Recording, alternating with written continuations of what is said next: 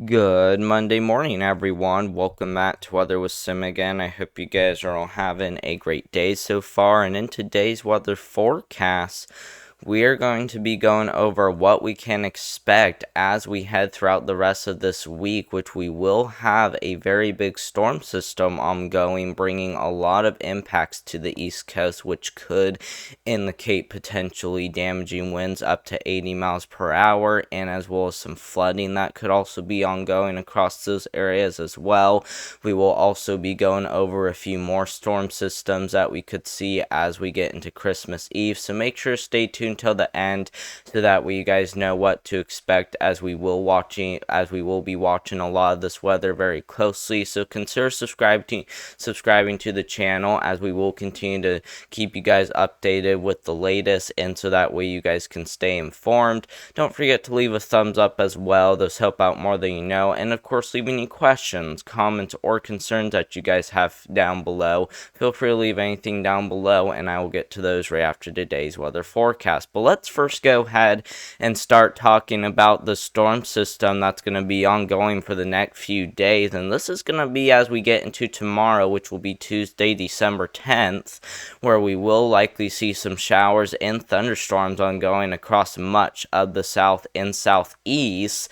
And the most concerning day, like I said, is going to be tomorrow, as the latest from the Storm Prediction Center has even issued a marginal risk for severe weather across southern Alabama, the western panhandle of Florida, and as well as into parts there of western Georgia. The only concerns for tomorrow will be that potential for a few isolated tornadoes and some damaging winds up to 60, maybe even as much as 70 miles per hour. So we will be watching down there very closely as we get into tomorrow, but it doesn't really look to, bring anything too significant. So, we will watch it closely, but it's not really looking like it's going to, be anything significant, like I said. So, at least be on high alert if you do live down here towards parts there of Alabama, Georgia, Western Panhandle, Florida, and maybe even into parts there of southern Mississippi. Now, let's go ahead and also look at the flash flood potential for the next few days. Starting off with today, even though we aren't dealing with severe weather, we will be dealing with that potential for some flash flooding, as we will have a lot of showers and thunderstorms developing off the coast there, as more Gulf of Mexico moisture will surge on in. So you don't have to get too hyped up about severe weather for today, but you definitely should be watching for some flooding for today, as there does look to be that potential, like I said, for some flash flooding. It's really not going to be till we get into tomorrow, which will be Tuesday, where we see both severe weather and flooding across those areas, heading from Columbus, Georgia, all the way back up there into parts there of the higher elevations in South Carolina. So like I said, we will be watching it very closely, so make sure you are being on very high alert as we get into Tuesday, which like I said will be tomorrow. So make sure to be on very high alert, as flash flooding is definitely going to be a possibility. And then our last day to watch for will be on Wednesday, where we will have flash flooding potential ongoing across parts there of New England, and that's mainly due to melting snow, and we'll also have some rain ongoing, which will melt the snow even quicker, and that's why we're seeing that risk for flash flooding up there in New England. And that's exactly what we're going to see as we get into Thursday, December 12th, where we're going to have a lot of rain along the East Coast, heading from Portland, Maine, all the way back down there into Miami, Florida. So like I said, even though we will be dealing with warmer than normal temperatures across this area, we will also be dealing with heavy rainfall. Plus, we'll also have some Arctic air surging on in right behind it, which could bring some winter storm potential to the Great Lakes regions. But the area that we're especially going to be watching, though, is, like I said, the New England area, as not only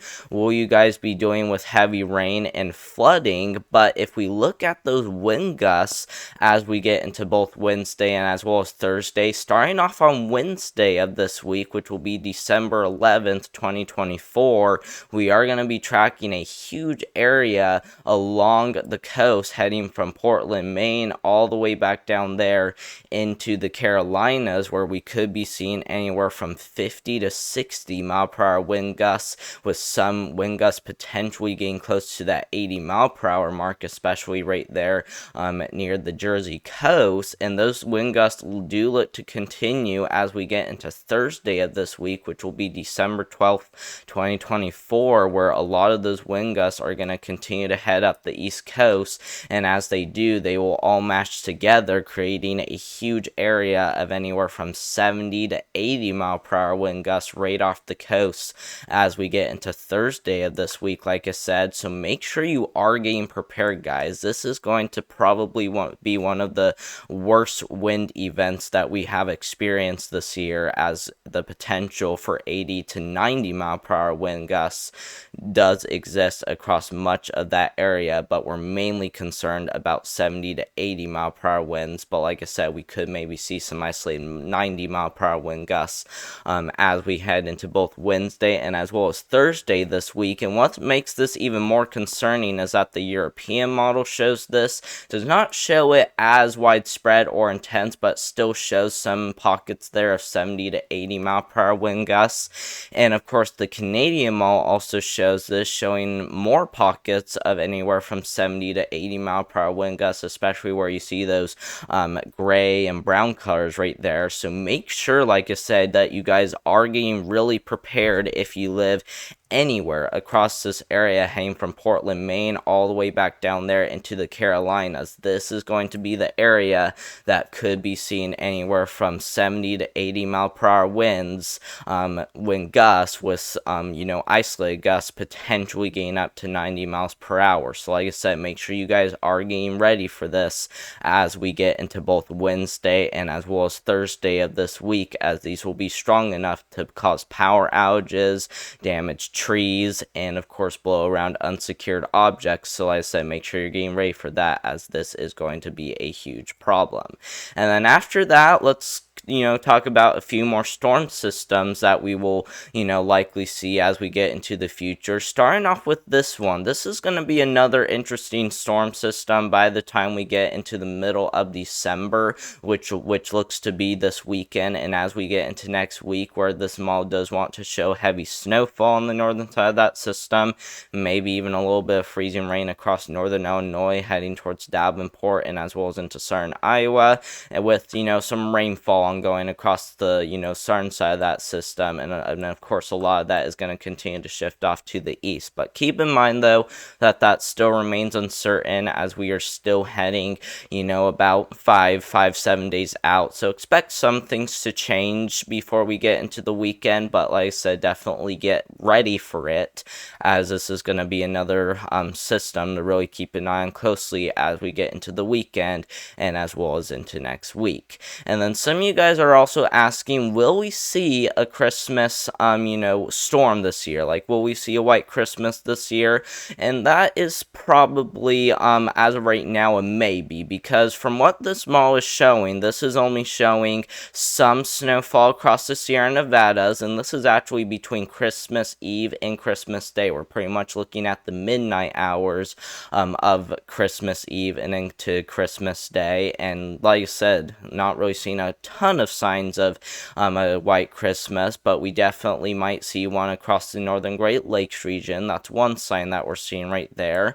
Otherwise, we might just, be seeing a lot of that warm air push on in, because, if you look closely, you can kind of see those, white and orange lines right there that you're seeing, and that indicates that warm air. And, that warm air could surge in as far north as places like, Kansas City, Indianapolis. So, you guys might not have a huge opportunity for a white Christmas this year, but you guys will definitely, you might still have, a chance of seeing one. Like I said, we'll just have to see what happens. But like I said, most areas are still a maybe, as we are still heading really far out. So, obviously obviously take this with a grain of salt, as this isn't really looking to really be certain as of right now, but make sure to at least be on high alert, as we could definitely see some areas gain some heavy snow potential as we get into Christmas Eve and as well as Christmas Day, so we will be watching that very closely.